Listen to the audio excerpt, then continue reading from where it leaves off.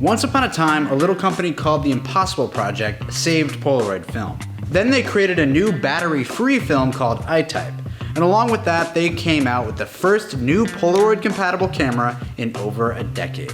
Today, we're talking about the often overlooked Impossible I-1. Let's go. The kind of photography that would become part of the human being. Press a button and have the picture.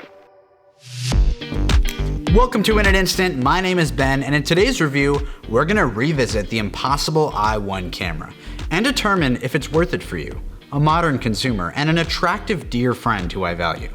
So the Impossible I-1 has autofocus, tons of Bluetooth features, it looks dope, and it was made with tremendous attention to detail. I've had this camera for a long time, but honestly I haven't used it much, so this review was a great chance to flex it hard and see if it snaps. This camera has also gotten a lot of flack over the years, so taking a look at it with fresh eyes, I think our collective tune might change a bit, especially seeing what Polaroid followed it up with in the One Step 2 and Now cameras. So, the I-1 first came out in 2016 with a price tag of $300. I think another reason why it's so interesting to revisit today is it can now be had for 40 bucks. B&H at one point had them for $20. That's nuts. Bonkers, cuckoo, nutso, futso, maui, wowie, holy moly nuts. On one hand, that shows what the market value ended up being for this, but on the other hand, there are a bunch of high-end features, a high-end design, and basically a lot of premium bang for your buck in this attractive little package. I'm just gonna get this out of the way. Before we really dig into all the features and some photos, the number one reason everybody writes this camera off and disregards it is the battery. This was the first camera to take I-type integral film, which itself does not have a battery, so like the Polaroid originals and Polaroid cameras which followed, the camera must be charged with a USB cord. Not a big deal on the new models, they hold a nice charge. Who doesn't love that? But on the I-1, well, it kind of sucks. Battery life is more or less dismal. You absolutely have to charge it the night before you're gonna go out and shoot with it. Otherwise, you're gonna be rolling with a dead camera. And there's no doubt this is a major hassle. But if you can wrap your head around charging it and being on top of that, I think there's plenty of positives here, so why don't we just go ahead and get into those. Let's start with the lens. This is a 5-zone 82 to 109 millimeter f9.7 to f67 lens. It's a mouthful. There's a lot going on here, so let me just explain. When using autofocus, which engages when you half press the shutter, an internal infrared measuring unit figures out how far you are from the subject, and then it switches to one of 5 lens elements, all with slightly different focal lengths. It's not seamlessly racking from 82 to 109 millimeters. This is similar to what we see on the Polaroid Now, which came out in 2020, but far more complex. With these 5 zones of focus, your closest focusing distance is 1 foot, which is really nice to have. And with how much precision is required with the 5 zones of focus, the autofocus feature is big for business, as you might expect. In terms of the character of this lens, I found it to produce very warm results, almost SX70-like in highlight color rendition. Overall, it's very contrasty bunch of lens elements. I've inexplicably lost detail and shadows in situations where the SLR680, for example, might have saved me either with its meter or its lens. The light meter on the I-1, in my experience, can send you down a darker path. This photo, for example, was taken under midday cloud cover with no complicated contrast and lighting, but it's underexposed. Why that is, no one will ever truly know. But later we tried it again with a mixed lighting situation, overexposed by a stop with exposure comp, and it looks great. Again, hard to say why. In the studio, we also gave it a few swings, and the light meter performed admirably, showing us some really sweet results on film that had expired well over a year ago. So the camera at its face has got a flash ring, which is adding to this unique look. It's got a flash toggle, boom, boom. It's got exposure comp, not a ton, but basically most of what you'd need to point and shoot. But this camera really opened up a world of stuff through its app.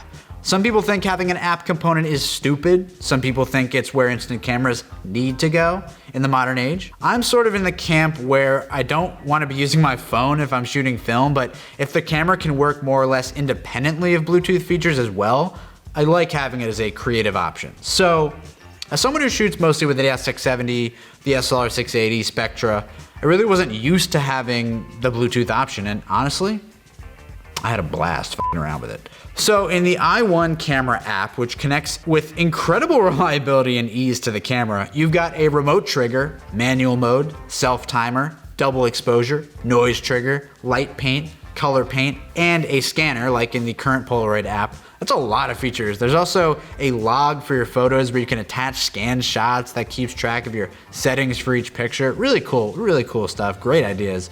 So that's a load of additional capabilities afforded by the app. Most are self-explanatory, but I do want to get into manual mode.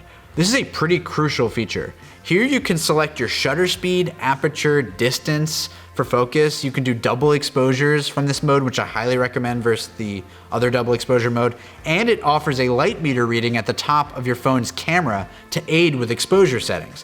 What a cool concept. I thought this would be absolutely dog shit, but stunningly, I found it's quite accurate.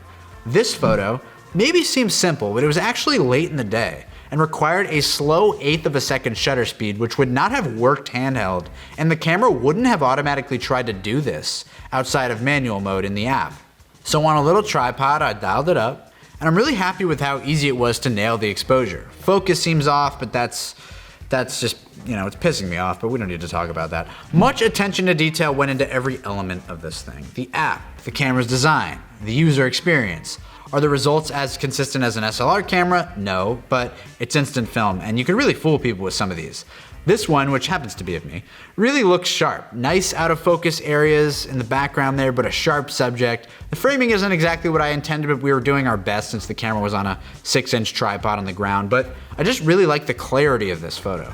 Framing on the I-1 is a unique experience, and that's thanks to the Optical Viewfinder, which is the super unusual pop-up element which matches the field of view of the lens. It's definitely trippy to use, but I really like it. It has a center dot to help with parallax correction and alignment. And unlike offset viewfinders, which plague a lot of instant cameras, this bad boy is centered to the lens. Centering is a hugely important thing for me. Not that I necessarily need all my subjects center frame, but it's the jumping off point for aligning a composition a lot of the time, so I really value that. It's very rare to find that on an instant camera. It's also cool to have a viewfinder which puts your eye right up to the plane of the lens. It's a little bit more of an immersive experience. You really get all the way up there, and it really connects you very intimately with the scene you're shooting. The viewfinder is just one of many wild design elements here. The whole camera really feels incredible. It's weighty but not heavy, it has really nice construction, it's one of my favorite cameras to hold. Maybe not ergonomically to shoot with, it's a little bit awkward, but just to hold it, which, you know, it's fine. This was designed by a company called Teenage Engineering, who makes a lot of interesting stuff aesthetically, so there was a lot of great brain power behind this. The flash ring doubles as an exposure counter when the camera is on, which you can wake up by half pressing the button. This is something I do find kind of inconvenient, as I'd much rather have a traditional frame counter. And when the camera is off, that half press shows how much sorrowful battery life you have left. And the app tracks all of this as well, of course. This might not matter much to a lot of folks, but there is also something really cool about this being the only branded Impossible Project camera ever made. It exists in this restarted instant film revolution phase that the Impossible Project name represents, and it does feel like a symbol of all their hard work. They put so much work into this.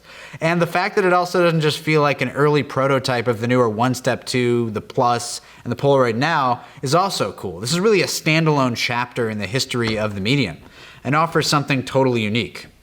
On top of that, if you shoot a lot of SX70 and 600 film, it might be nice to have a I-type side piece, which natively shoots the slightly cheaper film stock and could be a fun alternative to your shoots.